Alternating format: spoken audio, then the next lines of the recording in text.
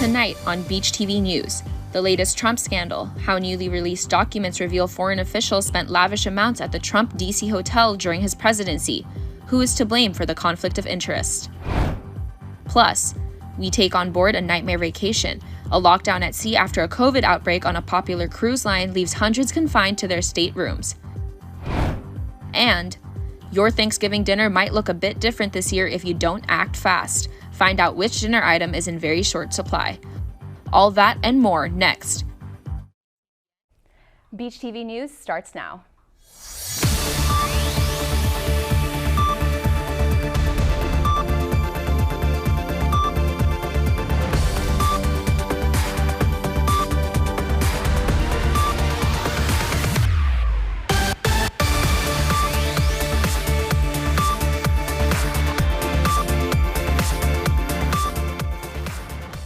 Welcome to this edition of Beach TV News. I'm Alexis Warren. And I'm Raya Torres. Beach TV News is brought to you by the broadcast journalism students at Cal State Long Beach.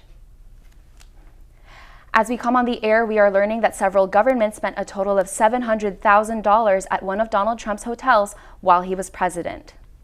Within the first 2 years of Trump's presidency, some countries spent thousands of dollars at the Trump International Hotel while they were trying to influence U.S. foreign policy. Malaysia's former prime minister and staff spent over $250,000 during their one-week stay in September 2017. Qatar officials spent at least $300,000 during their visits in 2017 and 2018. The documents included hotel receipts from the visits of Saudi Arabia, the United Arab Emirates, Turkey, and China. The Oversight Committee asked the National Archives for more presidential records of Trump's hotel and his relations with the foreign governments. The committee is investigating whether Trump's financial interests shaped his activities when he was president. Well, speaking of President Trump, former Vice President Pence is finally talking about the last days of the Trump presidency after nearly 2 years of silence. Let's listen in. Margaret, I was angry that day, and many days since. But on January 6th, I have to tell you that I had to put that aside. The president had decided to be a part of the problem. I was determined to be a part of the solution. On to say that Trump's words on January 6th were reckless and endangered many people at the Capitol building, including the former VP and his family. In his new memoir, Pence writes that former President Trump warned him days before January 6th attack on the Capitol that he would incite a mob because Pence refused to overturn the results of the 2020 election. In other political news, Democrats have managed to retain control over the Senate for the next 2 years. The win comes after 2 critical victories for re-election. In Nevada, Democratic incumbent Senator Catherine Cortez Masto defeated former State Attorney General Adam Laxalt. In Arizona, Democratic Senator Mark Kelly defeated venture capitalist Blake Masters, who is endorsed by former President Trump. Democrats will now have the ability to confirm President Biden's judicial nominees, avoiding similar scenarios that impacted during former President Obama's presidency. It will also mean that the party can reject any bills proposed by Republicans and set their own agenda moving forward. Democrats will now have 50 seats to the Republicans' 49 and will likely retain control in both Nevada and Arizona, who are former Republican-held states. While the Senate is secured, the fate of the House is still up in the air. As anticipated, the midterm elections are coming down to the last vote as many elections are tight between Democratic incumbents and their GOP challengers. Blue states are hoping for a last-minute push as the GOP inches closer to the 218 members needed for a majority vote in the House. While ballots continue to be counted nationwide, newly elected members of Congress attended an orientation ceremony on Capitol Hill. And back here at home, the race for the next mayor of Los Angeles is neck and neck. As the count continues, Democratic candidate Karen Bass is in a slight lead over Republican opponent Rick Caruso by a mere 9,000 votes. A recount is possible if both candidates are separated by less than half a percentage point at the end of the first count. Next, we want to update you on a few local propositions. California's Proposition 1, the pro-abortion measure, passed. It will bar the state from denying or interfering with a person's right to choose an abortion or take contraceptives. This comes several months after the U.S. Supreme Court reversed Roe v. Wade, which made abortions illegal in certain states but not in California. The legalization of sports gambling on native land, or Proposition 26, has failed. 69% of Angelenos voted no, so sports betting will still be prohibited in California. In 2020, Governor Gavin Newsom signed a ban A bill banning the sale of flavored tobacco products, Proposition 34. Reconsidered the banning of flavored tobacco, but it failed. 68.8% of Californians voted to continue banning flavored tobacco. In other news, U.S. Customs and Border Protection Commissioner Christopher Magnus has resigned. Numerous reports suggest that Magnus was asked to resign by the Homeland Security Secretary and the Biden administration. Officials told CNN they believe Magnus appeared to be disengaged and wasn't joining internal meetings during a critical time for the agency. This comes after U.S. Border Patrol agents are making record-breaking arrests. Over 2.2 million arrests were made at the U.S.-Mexico border in the 2022 fiscal year.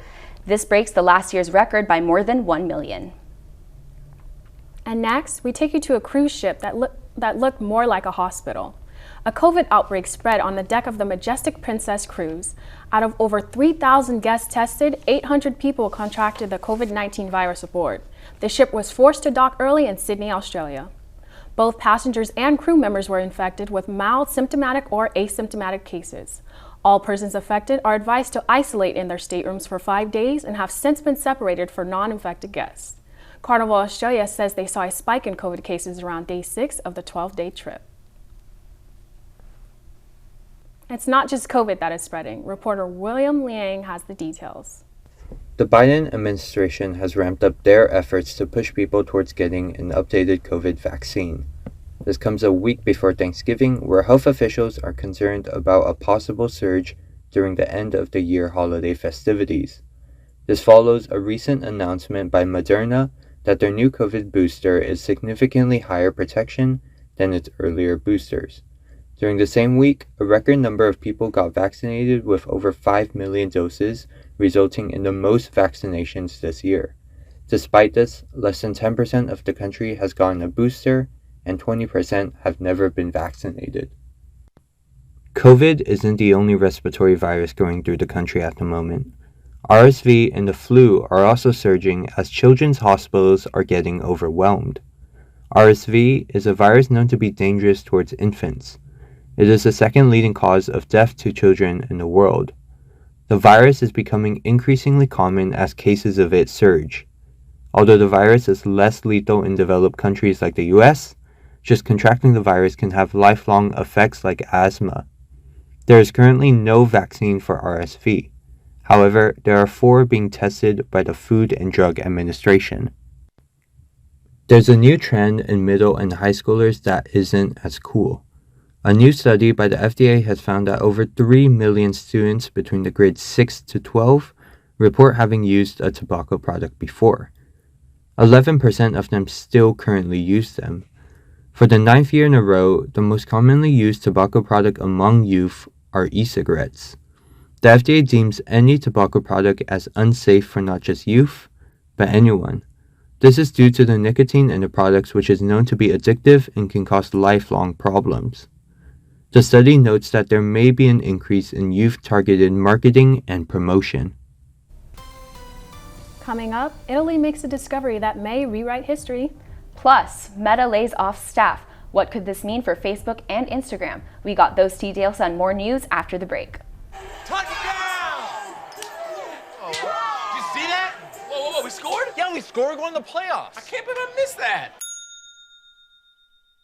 Every time I'm buzzed, I spend too much time on my phone. What? I should take your phone away. No, I'll call for a ride. Hey, why does my face look like that? I'm playing with these new face filters. Okay, you know what? Yep, that's mine. But I need that back. No. Kevin! Maybe you can make retirement happen. After all, you made her college years happen. Opening that education savings account when she was little. Spearheading a campus tour. And another, and another, and another, and another. Bam! Deciphering financial aid. She was like, what? But now she's like, you aced planning for college. Now get the tips you need to get on track at aceyourretirement.org. Observe a domesticated human family in their natural habitat, known to their species as the backyard. Hey, you think I should light it now? I think it's good. Yeah? Oh dear, someone is about to burn a pile of debris that's too tall, which can start a wildfire. could it be? Blimey, it is. It's Smokey. It's Smokey Bear. What a legend. Hey, it's Smokey. Sorry, it was too high. Right. Watch as he astutely ensures that there's no wind, and how he removes some of the debris to create a smaller, safer burning pile. No, you said make it bigger, baby. The bigger the better. Take note of our fearless furry friend here, humans. I appreciate it. Fist bump. Watching you. Smokey's done it again. Bye, Smokey. Only you can prevent wildfires. Breaking news at this hour coming out of Virginia. A mass shooting has taken place at the University of Virginia. A shelter-in-place order has been issued after 5 students were shot and 3 were killed. 3 Virginia State football players were killed after returning from a class field trip on a Sunday night.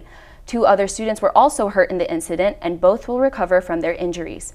The gunman has been identified as Christopher Darnell Jones Jr.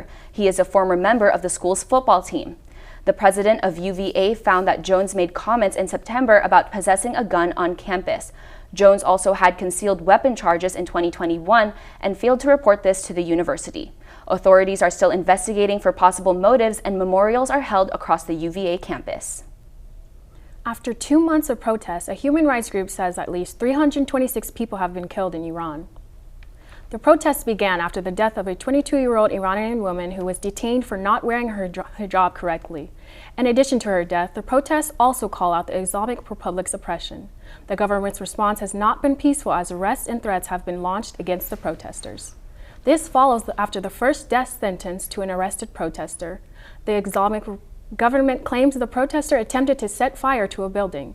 Despite the harsh resistance by authorities, the protests have received support from Iranian celebrities and human rights groups.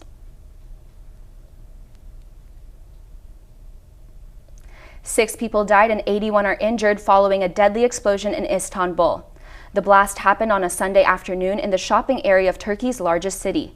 CCTV footage from the scene shows a woman sitting on a bench for 40 minutes and then leaving a plastic bag behind 2 minutes before the explosion happened. Police arrested a Syrian woman who they believe left the bomb. They also arrested 21 people who are suspects. Turkey's vice president said that they think the blast was a terrorist attack started by the Kurdistan Workers' Party, or PKK. The group denied being involved in the incident and said they would never directly target civilians. In Italy, discoveries of new artifacts have come to light thanks to archaeologists. Reporter Katie Nguyen has more on history. Katie? Thanks, Raya. Yes, history is coming alive as artifacts are being uncovered in Italy. Hong Kong won their rugby match against South Korea, but things go a bit more south with a staff member's mistake. And Haiti is in celebration after being deprived of gas. History is still beneath us as archaeologists in Italy discover over a dozen statues dating back to ancient Rome in Tuscany. Covered in nearly 6,000 bronze, silver, and gold coins, the statues were said to date between the 2nd century BC and the 1st century AD. The Italian Culture Ministry said it was a time of change as Tuscany newly transitioned to Roman rule from Etruscan. The statues now reside in a restoration lab and will later be displayed in a new museum in San Castiano. Moving into Hong Kong, officials demand for an investigation after a protest song is played instead of the Chinese national anthem during a rugby match with South Korea. The song is said to contain lyrics about Hong Kong's freedom and liberty, as it was the symbol for the pro-independence movement in 2019. The mistake during the game was said to have been caused by human error of a junior staff. The Hong Kong government said that the right recording has been sent for the next games in Dubai this month. And after 2 months of being in a gas crisis, Haiti is filled with people in joy with their cars, motorcycles, and more lined up to get some gas. In September, a gang that went by the name of G9 took over an area in Haiti which also occupied a key fuel terminal, leaving the country to suffer without gas. Hospitals, businesses, and more were affected by this crisis. Gas prices rose to new highs, and the government has not released any word if those prices will remain. But for now, people are in celebration to coming back to something close to normal.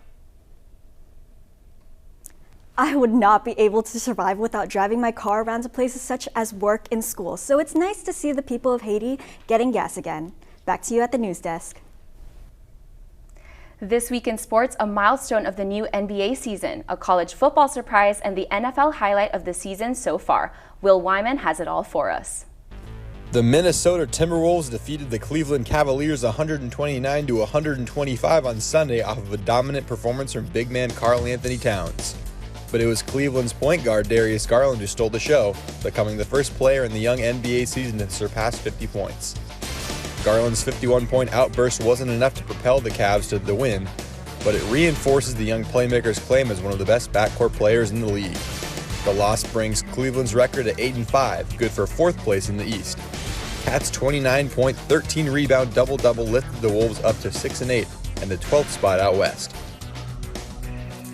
It's Ducks season in Washington. The massive Pac-12 matchup between Pacific Northwest rivals sent ripples to the top 25 on Saturday. 25th-ranked Washington took down 6th-ranked Oregon at Autzen Stadium, dashing the Ducks' hopes of the college football playoff. The Huskies edged the host 37-34 after an exciting day of play in Eugene. Washington quarterback Michael Penix Jr. led the way for the Huskies, posting 408 yards and 2 touchdowns. An errant throw from Bo Nix as time expired sealed Oregon's fate and ensured the rivalry win for Washington. The Ducks slid down the AP rankings 6 spots to 12th in the country, while the Huskies launched up 10 slots into 15th. Both teams will command postseason bowl berths after an impressive season. Justin Jefferson grabbed the headlines again as the Minnesota Vikings outlasted the Buffalo Bills 33-30 in overtime on Sunday. The superstar receiver hauled in the best catch of his career, a one-handed spectacular over Cam Lewis on 4th and 18. Not only was the catch an otherworldly sight, it also kept the Vikings' hopes of forcing overtime alive. Jefferson has never shied away from the spotlight, dazzling fans with his breakneck speed, incredible hands, and enthralling touchdown celebrations. Now he can add catch of the season to his laundry list of accolades. Wow, what a grab from Jefferson. And how about those Huskies? Thanks, Will. With winter in the air, that can only mean one thing, snowboarding season. Up next, Marita Snyder with the latest on where you can hit the slopes this season. Winter is finally here. If you drive a little less than 300 miles north from Long Beach, you'll find yourself at Mammoth Ski Resort in Northern California. People who love the cold winter weather definitely can't skip on traveling to Mammoth Ski Resort with it now finally open. Lift tickets, snowboards, and skis are available for rental and purchase to make sure that anyone can make it up to have a good time on the mountain. No, super excited to be here. I've been waiting months to ski, and I mean, good to have the ski season back, but definitely excited to be at Mammoth Ski Resort. So here's some more. Wow, what an amazing season at Mammoth Mountain this year. I'm here in Mammoth, California at the Mammoth Ski Resort where all of your winter dreams can come true. Whether you're a skier or a snowboarder, you can hit the slopes with the resort now open. Sledding is planned to be open later this season for kids and families or just for anyone who wants to have a good time. I mean, hey, who would want to miss this, right? The resort lies in the Sierra Nevada mountain range where perfect weather conditions make for a more perfect snow season. Day tickets are priced at an average of $90 per adult and $40 per child, and you can purchase them on the ski resort's website or in person. Lessons are available for children, adults, and for anyone with adaptive needs to teach them the fundamentals of these sports. So excited that on, I think it was Tuesday, Wednesday, we got, 5 feet of snow. So we rushed up here for this weekend, and we ended up coming up on Friday for the long weekend and got 3 great days of runs in. So very excited. Luckily, if you haven't made it out to Mammoth Ski Resort this season, you still have plenty of time and tickets are currently on sale. Or you can grab yourself an Icon Pass to enjoy the snow worldwide. This is Marita Snyder reporting from Mammoth, California, Beach TV News. Back to you guys where it's much warmer. News of job cuts at Meta have workers concerned about what their future may hold. Reporter Jacob Castro has more on the developing stories and other trending news around the world. Jacob? Thanks, Alexis. Meta isn't the only major U.S. company making significant layoffs. Amazon is expected to start laying off employees as soon as next week.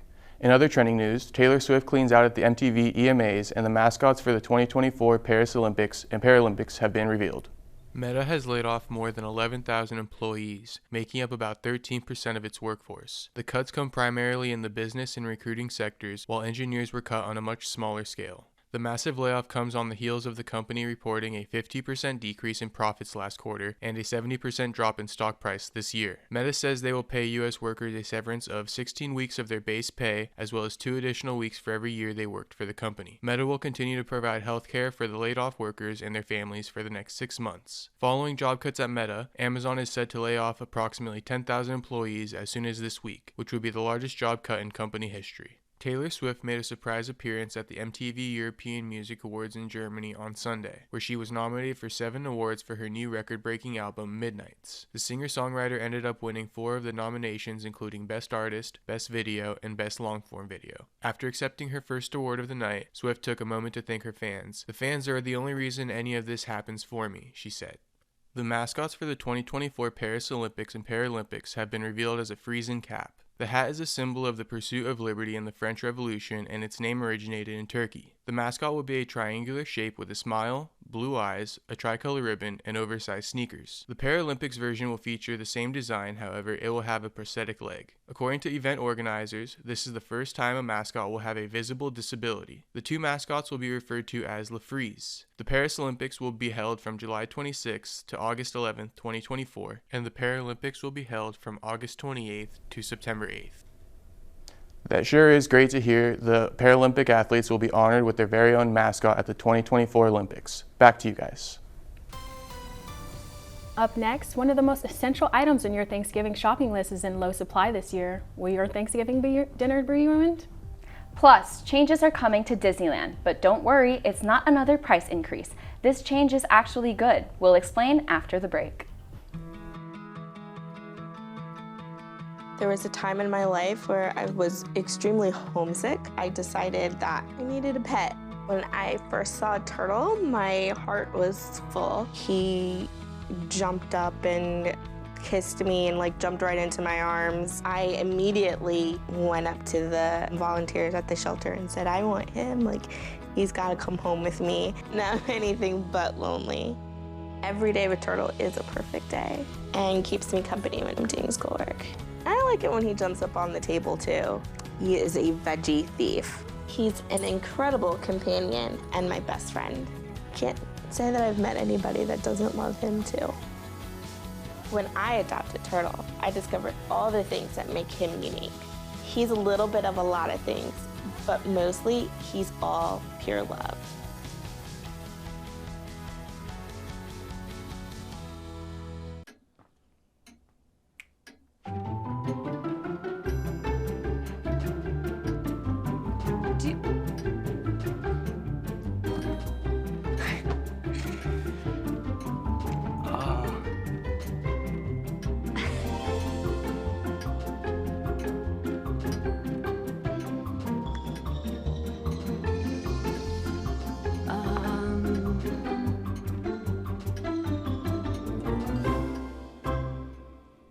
Listen, you're my friend. I noticed you haven't really been yourself recently.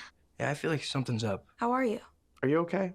Is there anything you want to talk about? I just want to know how you're feeling. And listen, even if you don't know what to say, I'm here to talk. No matter what you're going through, I just want you to know I'm here. I've got your back. When you want to talk, I'm here.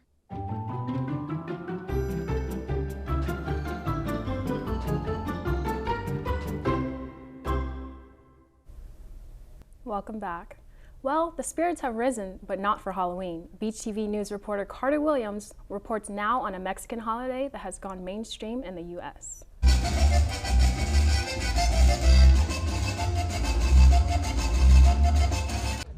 From folk dancing to face painting, Mola really knows how to get into the spirit of things. The spirits have returned to Long Beach for the annual Dia de los Muertos Festival, hosted by the Museum of Latin American Art here in Long Beach. Dia de los Muertos is a celebration observed throughout Mexico as well as Central and South America. This holiday provides the chance for people to remember and prepare for a visit from their late loved ones. Muertos is like the biggest holiday, like Christmas for everybody else. The origins for Day of the Dead predates the arrival of the Spanish in 1492. Yet for most, history doesn't just belong to the ancestors. Holiday that changed my life. I grew up in Mexico, and it's something that's connected me not only to our culture, but connected me to my family. Yet one thing is for sure, they certainly knew how to dress. From again, the dances for this type of vestuario, this is not costume.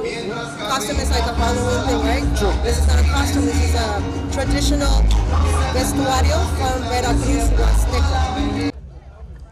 Reporting from Long Beach, I'm Carter Williams for Beach TV News. Back to you guys in the studio. Now over to Jada Knight for this week's entertainment headlines. Jada? They weren't kidding when they said Wakanda is forever. The blockbuster film made millions around the world in a matter of 2 days. Let's take a look. Marvel's Black Panther 2, Wakanda Forever is breaking box office records yet again. The long-awaited Panther sequel earned the spot for the biggest November debut in history, raking in $180 million in the domestic box office, passing up the Hunger Games' Catching Fire record in 2013. Wakanda Forever took home $330 million this weekend worldwide. The franchise's director Ryan Coogler is also being praised for its cultural representation of the Latin community and giving an ode to the late Chadwick Boseman. Speaking of millions, Jeff Bezos awarded Dolly Parton $100 million. The iconic singer and philanthropist accepted the Jeff Bezos Award for Courage and Civility. Parton says she'll put the award to great use. She founded her Dollywood Foundation, which has donated over 150 million books to children. Parton's Vanderbilt donation also helped fund the Moderna vaccine research. Rapper Takeoff's funeral took place this weekend. He was fatally shot earlier this month outside of a Houston bowling alley. The investigation is still underway. Fans stood in the rain waiting to attend the funeral. Stars like Drake, City Girls, Cardi B, and Offset came to mourn and pay their respects in all black. Chloe Bailey and Justin Bieber sang during the sold-out service. Migos rappers Quavo and Offset gave heartfelt and emotional tributes to their groupmate and family member, noting Takeoff never bothered anyone and always kept to himself. Takeoff's passion for rap is what brought Migos together to influence the rap game heavily.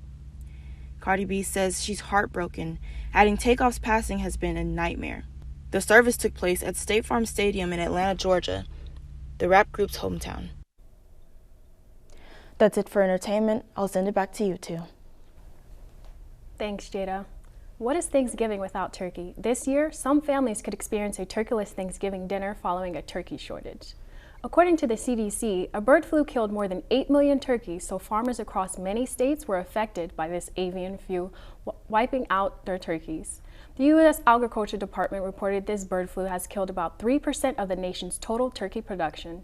California alone has reported a total of more than 400,000 turkey deaths. The price of turkeys has gone up 28% from the previous years, according to the USDA data. If you were able to snatch up a turkey while last-minute shopping this Thanksgiving, be sure to add that to your thankful list.